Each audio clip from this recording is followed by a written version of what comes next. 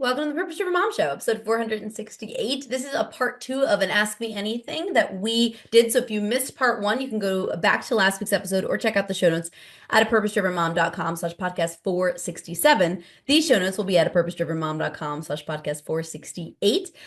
I had asked in my Facebook community group people to tell me what's the struggle? What do you want to pick my brain on? And so last episode and this episode are really answering their questions on things that are top of mind. And if you don't know, I have a Facebook group. It's absolutely free. You can come join. Just search Purpose Driven Mom Community and come hang out with us there. I'm going to jump into some of the questions today. We're going to kick off with Stephanie's question, and this is a decluttering one, right? So she said, I've got some moving, decluttering thoughts.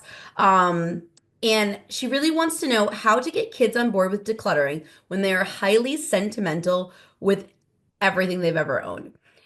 I have a system for decluttering that works, and I've taught it when people are moving, and I think it could help too with the kids.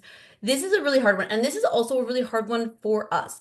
Now, I know there's different decluttering thoughts on doing it with your kids, without your kids. I always give my kids the option. For example, my kids' room is an absolute disaster right now, and I said to them that they need to help clean the room, right? That's like part of their contract on their tablets if they want extra time. I said, I could do it for you, but do not ask for extra time this upcoming weekend because I'm the one who cleaned the room.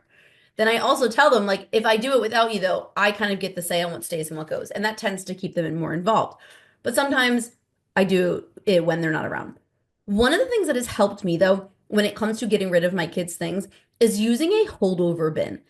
I also do this for myself with my clothing, with my kitchen utensils, things like that. And it really, really helps.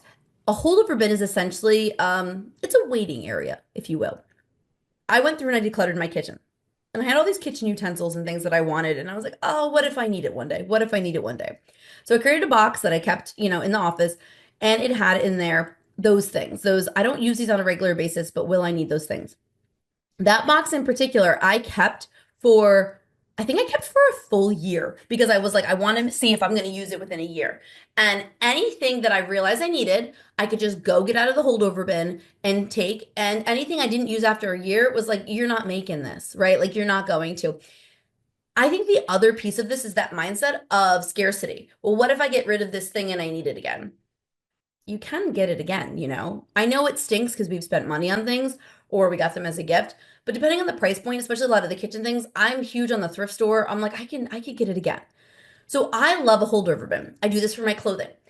One of the ways that I declutter my clothing is I take everything out. I actually just did this. I take everything out and I hang it on like another area I have in my bedroom. It's like a shelf sort of thing.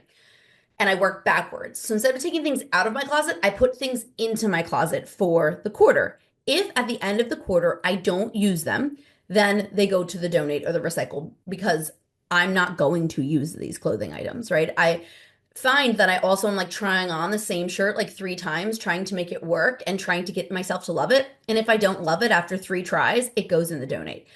Do this for your kids' things as well. You can give them a holdover section if they don't ask for it. So this is, I will say, if you're decluttering maybe without them, let's do stuffed animals, for example. Your kids have all the stuffed animals. You do the declutter. You take a couple of them, you stick them in a bag, a trash bag, and you put the trash bag in the attic. If your kids do not ask about it or do not, where is that toy? After like 2 or 3 months, you're probably safe to get rid of it.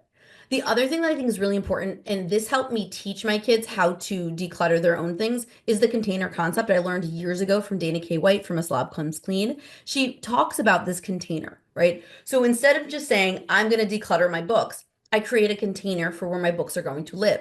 The bookshelf, right? Or my kids have book bins, things like that. Stuffed animals. We have a stuffed animal holder that goes behind like their door, okay? Once those are full, we're done. You can't keep anymore. And so we essentially did like a stuffed animal draft. I let them each go back and forth. My kids share a room currently. We're going to be changing that this summer, but my kids share a room. And they each went back and forth. And they were able to, one at a time, put what stuffed animals they wanted in the holder. Okay, they each got the same amount of space, but some stuffed animals are bigger, whatever, in the holder. Once the holder was full, they had to look at everything they had left and make a decision. These things do not fit, so they need to go to the donate. Do you want to swap them out for anything else you already put in? My daughter made a swap or two. My son was like, I'm good. And we're able to get rid of a few things.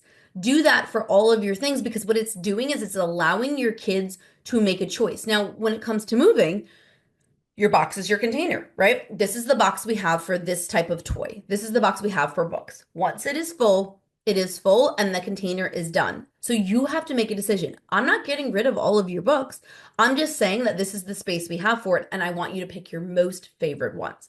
You can take anything that doesn't make it to round one draft and you could put it in the Holdover bin, right? And then rotate it out. You could either donate or use a toy rotation, right? You can have book box A and then B and then C, rotate it through. I think the other thing about especially kids who have this sentimental ties to things is just asking, do you want to take a picture? We do this a lot with things. Now I have two bins, they're behind me over in the office where I'm sitting with my kids' names on them. And that's where we keep things that they want to keep, like sentimental, etc. Sometimes, though, what I'll do is I will ask, do you want to take a picture? And we might put it on their Trello board. If you've ever heard of the Class Keeper app by my friend Denise Albright, that's one that's a great one. You can take a picture of it and put it and store it in Class Keeper for them. Go ahead and do that. That way I'm not getting rid of this beautiful stick drawing that you made. We're just going to take a picture of it for now because we don't have the space for it. And if you want this picture again, I can print it back out, scan it, etc. Hopefully this helps. I know kids are really tricky, but again, everything comes down to what the system is for it. And the other thing, time limit. Putting a time limit on making the decision. Today, we are going to put on a little bit of music and we're going to go through stuffed animals, okay? Now, this is the box we have for moving. So we have to decide which stuffies are going to come on the move with us. When the box is filled, though, the box is filled up. So we want to make sure we pick the ones we love the most. When this music goes off, though, we need to be done. So let's see if we can beat the clock. Let's see if we can race the clock and race the song and get done faster. That's how I would explain it to my kids. Right? That was my own voice. That's how I would explain it to my kids. And that would hopefully help. And hopefully, Stephanie, it helps you or anybody else listening. Next up on our Ask Me Anything, this one's from Darlene. And Darlene asked how I menu plan. And I'm so glad you asked because I was just thinking about talking about this series because I really feel like I have a system that works really well for us. It's very simple. And if your family doesn't eat leftovers like mine, it might not work, but I'm going to share it with you. I have found this love of cooking ingredients, maybe not as much dinners, but breads, muffins, bagels. Like I just love cooking this year. I got my sourdough started last week, so I officially am a sourdough mom. It's just wonderful, right? But dinner vexes me sometimes. Dinner feels like a lot of pressure. What are we eating? When are we eating? Things like that. We often will eat dinner. I'm going to throw all this out there first. We often eat dinner in like a charcuterie fashion, if you will. My kids can make their own charcuterie plates. My son will put like turkey, cheese. He doesn't like bread. So turkey, cheese, olives, pickles, strawberries. He likes salad or romaine lettuce with ranch, but his salad, salad. He'll make his own plate. If he doesn't want to eat the option that we have, but then he has to make it. And then there's oftentimes that we meal prep in bulk and then reheat. So we are a big reheat family. It works for us, but I'm going to talk to you about how I menu plan because I'm about to do it for June. I highly recommend you do a whole month at a time. I'm going to talk about dinner, then we'll go back to breakfast and lunch. What I do first is I open up a Google Doc that has a calendar in it. I've saved mine from last year. So I now have, once June hits, and it's July when this is airing, but it's May when I'm recording, I'll officially have 12 months of menus done, which is just so fun to think about. We also eat really simple. Okay. But here are my steps. You're going to take your Google Doc, you're going to set it up like a calendar. All right. And just like in my planning process, what I put in are the things that we have that impact dinner. Last Friday, we had my daughter's cheer banquet. I didn't need to make dinner. We're going out for my husband's birthday. Didn't need to make dinner. I don't put sports in there, which I think maybe I should because I'm like, oh, that would be like we need a quick dinner or we need to eat at like 4 or 4:30. But I'm not going to lie. All of my dinners are quick because of what I'm going to talk to you about how I meal prep and plan. Like nothing's taking me hours to make. I can make everything I have in 40 minutes or less. So I'm not too concerned about the time. But I put in anything that's going to impact dinner. We're going to a baseball game, etc. Minor league games, so we'll eat dinner there. Those go in first. Then my goal is, and I've gotten off this the past 2 months, so I'm excited to get back on this for the summer, is I like to try one new recipe a week that I've never either made before or it's been a while since I've made it. Now we eat pretty quote unquote macro friendly in my house. We like to eat high protein meals, my husband and I. And I will say this with the kids. I took this picky eating course when my kids were little, and it's helped me-ish. because I'm not consistent. It would have helped if I was more consistent. But the phrase that really helped was mom and dad decide what and when we eat. You decide how much. And so the way that I like plate my kids' food when it's dinner is they get what we normally eat. So if I make um taco mac and cheese is a favorite for my daughter, not as much my son, but my daughter, right? If I'm making taco mac and cheese, everyone's gonna get taco mac and cheese on their plate. But my kids might get secondary sides that are like their safe foods, right? Like I just mentioned those things my son eats, the cheese, the salad, whatever. We might have different side dishes to make sure that they're getting something they want to eat. But the other option is this is it. The other thing we do is like you wait for your next eating opportunity. So you can say that you're done with dinner, totally fine with me. My kids have actually like a really healthy relationship with food, which as someone who's been overweight since I was about 10, I look at them and I'm like, is this what a healthy relationship with food is? Like my kids will have ice cream and they'll be like, my belly's full, and then they won't finish it. And I'm like, I've never, is that real? I would love to be like you one day. I'm working on it. But you know what I mean? Like, so we've also worked really hard on you don't have to finish your plate, but listen to your belly. Like if your belly's full, your belly's full. And I've seen the fruits of that. Like I mentioned, like my kids will put down ice cream. Like that's a big deal. Like they will stop eating a cupcake if they're full. And I'm really pleased with that. But I will say, hey, at the end of the meal,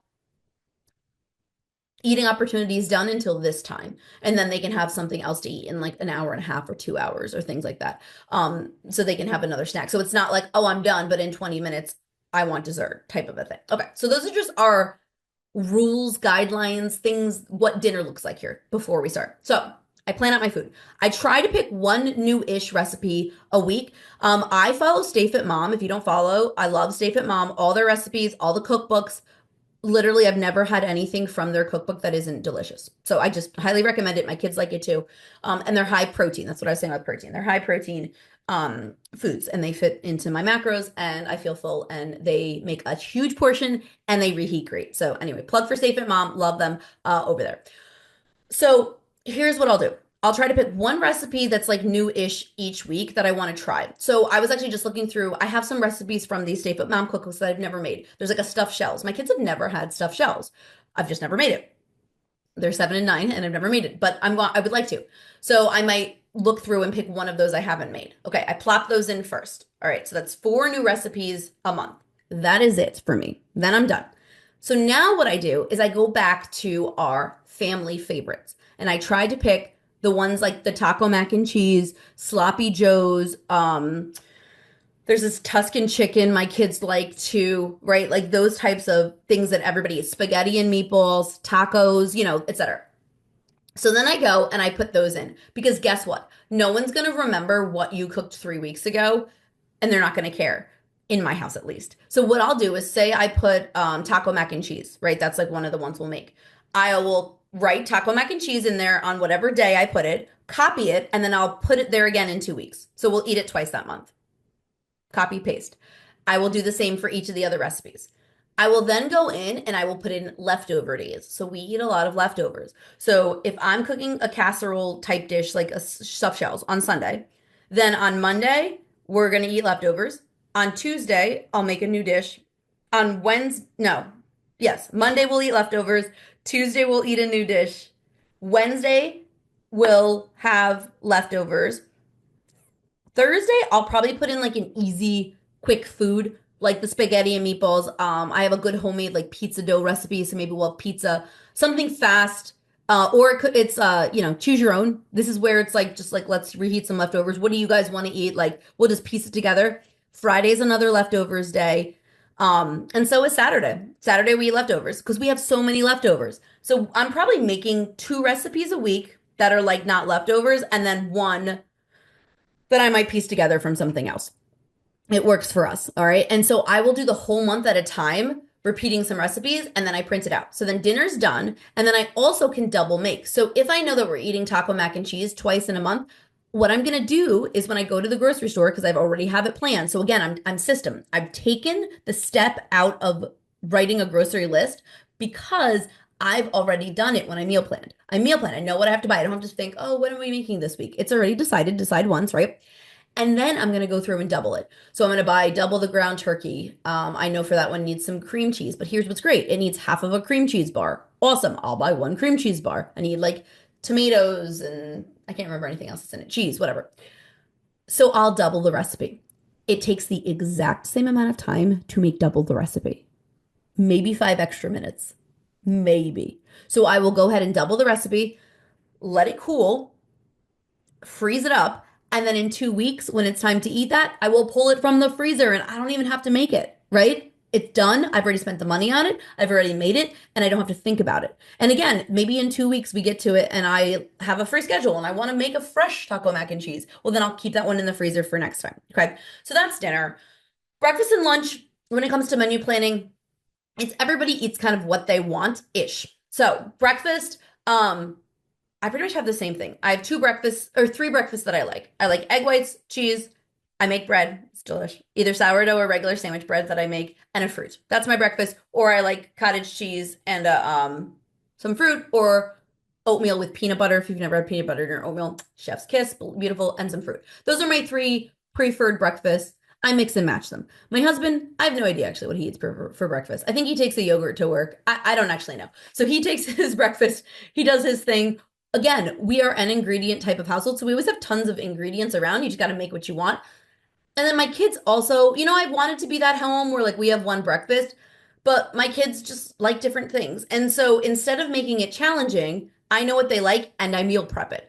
So my son's preferred breakfasts are pancakes and fruit or eggs and fruit. We have another rule in our house that we've been working on this year with our healthy habits is that every meal has to have a fruit or a vegetable. So my kids have gotten into that habit. So those are the two that he likes. My daughter likes waffles and fruit, cereal, fruit, or scrambled eggs, fruit. Those are her three.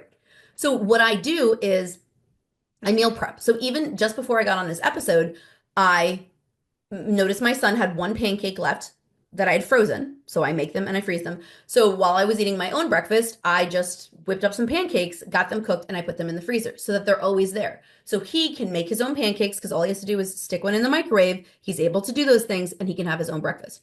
Waffles, same thing. Right. I'm teaching them now their own scrambled eggs. They have to do that one with supervision. But we're getting there and it allows them to be independent. So that's kind of how we do breakfast. So I really just look at our grocery list. I've shared this before in episodes, but we have a shared note, my husband and I, and it has breakfast option, or I'm sorry, it has our grocery list on there.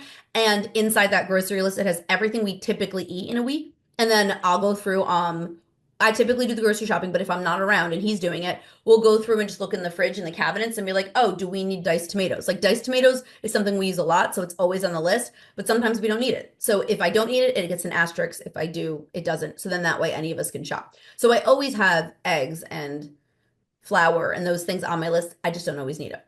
As for lunch, my daughter has decided she prefers school lunch. So I let her go with hot lunch. She packs a couple snacks. Cool. I'll talk about summer in a second.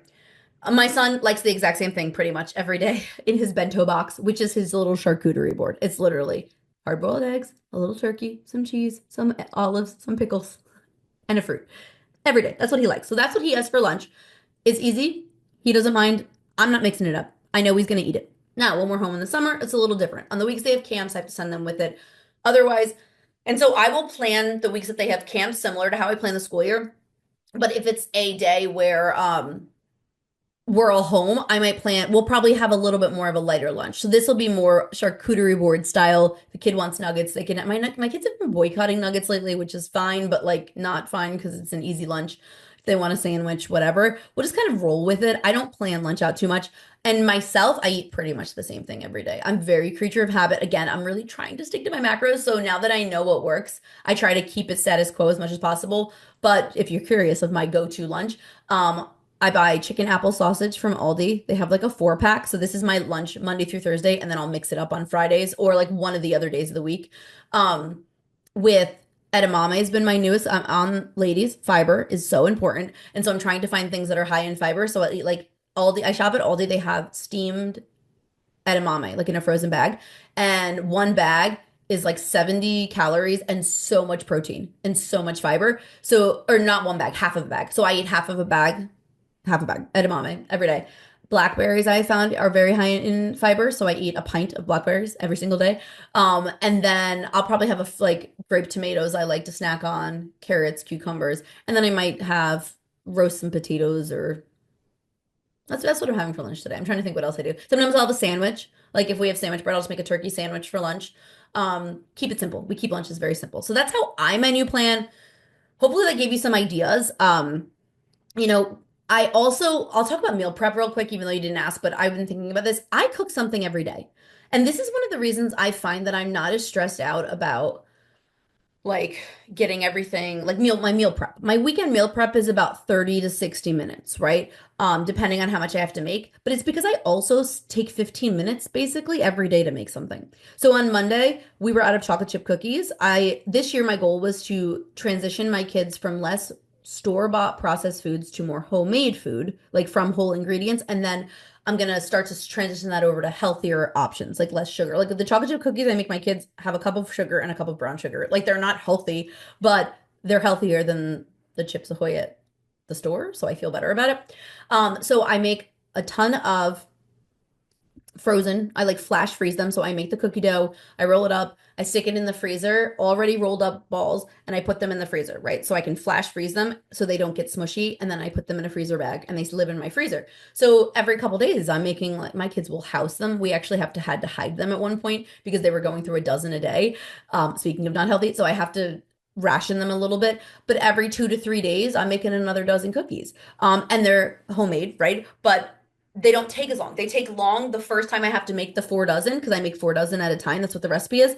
And then freeze them. And then that 4 dozen bag lasts me 2 weeks, rinse and repeat. So Monday, I pop some of those in. Now we have cookies. Okay. Took me 15 minutes. I didn't even have to do anything since I already made the dough. Yesterday, we were out of banana bread and we had some perfect banana bread. I make a great banana bread. So I went ahead and made some banana bread. Took me 15 minutes. Just now, I made some pancakes. Now, I also have a list of all the things that I make. So I know for a fact that we are out of bagels, right? So I want to make some bagels next. So that's my next plan. I also got a gift from my team for my birthday that I haven't gotten to cook yet, which is a cinnamon bun kit. So that's on my list if I have a day where I need to cook something. I'm almost out of my sourdough loaf, so I need to start my sourdough. So every single day I just take 15 minutes and I make something and I freeze it. I freeze it or I put it somewhere. And it really does help because it just allows it to take a little bit less time. All right, I'm going to move through on my next question because I feel like I took a really long time on that one. Sorry. I was just so passionate about menu planning because I used to complicate it, I think. All right, this one comes from Amy. How do I get important tasks like updating the budget done at the end of a long workday when my brain wants to check out? Great question.